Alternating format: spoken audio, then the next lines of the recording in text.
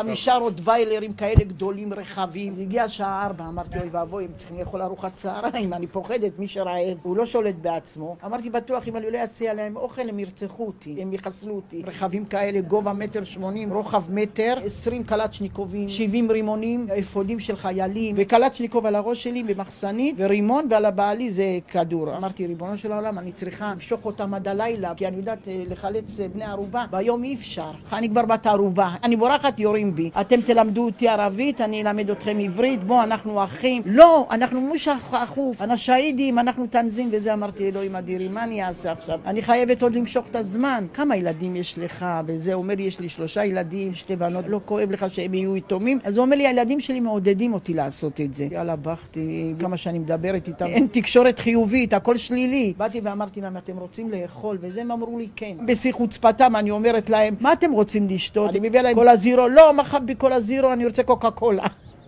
אמרתי לו, מה אתה רוצה קוקה קולה? אני סקרתית, אני שותה רק זירו. קודם כל תטעמי את. פחדו שאני מרעילה אותם. הם אכלו כמו סוסים. המחבל הפצוע התעורר, שמתי לו חוסם עורקים, חבשתי לו את היד. בוא תשתה מים, תנוח, תאכל אננס, הסוכר יעלה לך, אתה נראה הרבה חיבר. שר איתם שירים. הוא שר לי שירים של ליאור נרקיס. את חמודה. היינו סחבקים כאלה, הם לא נגעו בי, לא פגעו בי. אני כל מי שנכנס אליי הביתה, קודם כל זה הכנסת אורחים שלי.